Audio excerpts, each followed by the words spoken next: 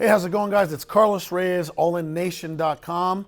Today, we are going to talk about evaluating properties, aka running comparables, aka determining the most important component of when you're valuing a property, or actually when you're acquiring a property, which is the ARV, aka after repair value, right?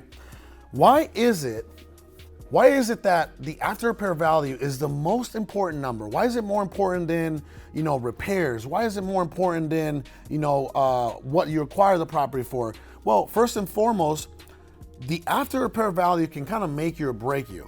That number alone, if you're off by 10%, and let me explain something to you, right? Let's just say that the after repair value of a property is $200,000. You're like, you know what? If I put this much money into this property, it's gonna be worth $200,000. And let's just say that you are off by 10%. What is 10% of $200,000? My friend, you are off by $20,000, right? That right there will make you or break you, because let me explain this. Let's just say that you were going to spend, you estimated, you're like, you know what, this property only needs about $15,000 in repairs. But what happens if you're off 10% on your repairs estimate? You're only off $1,500. That will make you or break you. It will not make you or break you. It will not make you a complete failure, with this specific property, and your numbers won't be completely out of alignment. So that is why the after repair value is so important. So let's get into it. When I'm running comparables or evaluating properties, I like to look at the following things. You ready? I like to look at the living area square footage, and I like to keep it within 15% of the subject property's square footage, okay? I like to open it up at worst. If it's like, okay, I can't find too many comparables, I'm not thoroughly convinced that these properties that I'm running against my subject property are comparable. So then I'll open it up 17%. Then I'll open it up 20%, right? You want to start really tight because you want to get as close as you can. You want to compare apples to apples, oranges to oranges, okay? Now let's get to the next thing. Lot size. If I have a 7,000 square foot lot, I probably want to look at lots that are comparable to that lot size. So I'm looking at like 6,500, 6,700 square feet lot size, 7,200. My subject property is a 7,000 square feet lot. Then yeah, I'm looking at like I said, within, maybe 500 square feet of each other of the subject property's lot size. The other thing that I like to look at is year builds. If I have a 2,000, my subject property is a 2,000 year built, well, I'm comparing anywhere from 1995 all the way to 2005. I like to actually have my comparables within a 5-year time margin, okay, or time frame. So that's very important. I also like to start, as far as like dates sold, I like to start 3 months. Remember, I start my comparables super tight because I don't want to make any mistakes.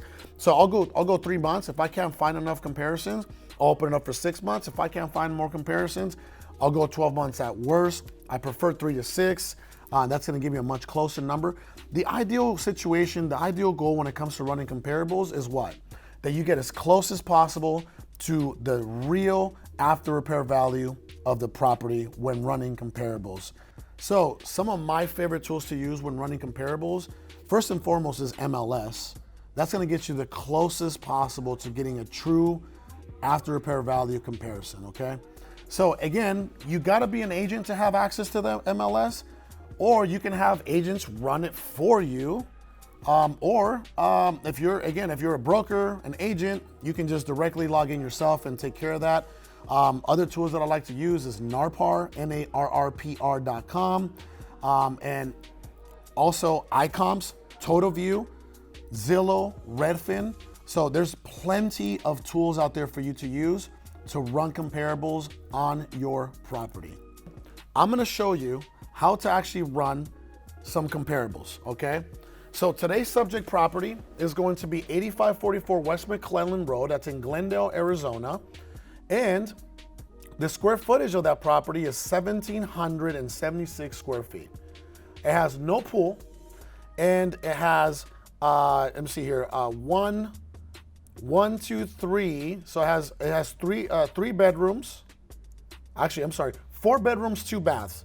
So remember we were saying you want to compare oranges to oranges, apples to apples.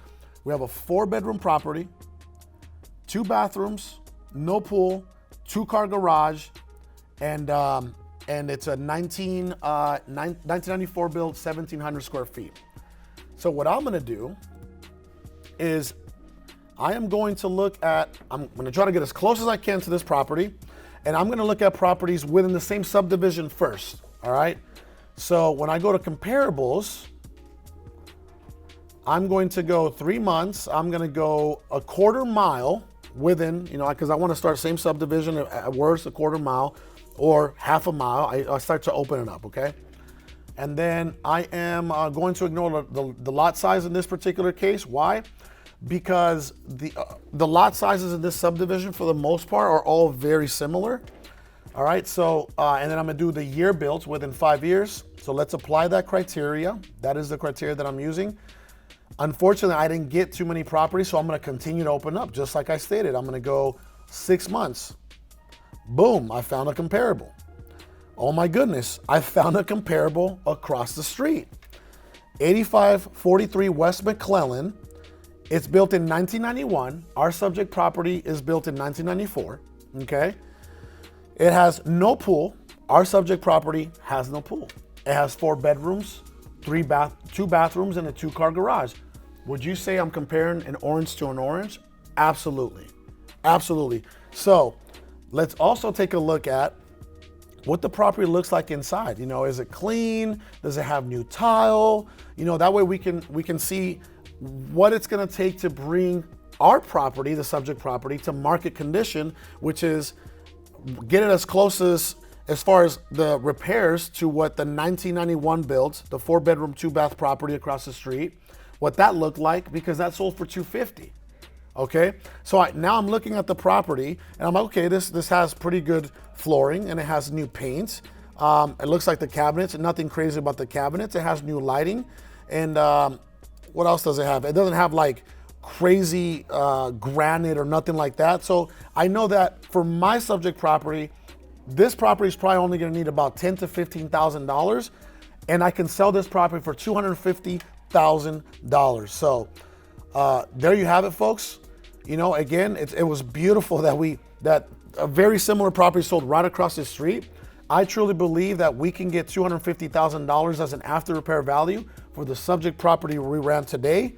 And that's literally the epitome and the living example of how comparables should be done. Okay, so with that being said, I want to say this: if you feel like you got some value, in this YouTube video, I want you to do the following, please. I want you to share. I want you to like, and I want you to comment, because I generally respond fairly quickly. And first and foremost, I just want to say, thank you so much for always tuning in and supporting us the way that you do. Thank you for supporting us. We love you. We are here to serve you, and I'll see you on the next video. Thank you.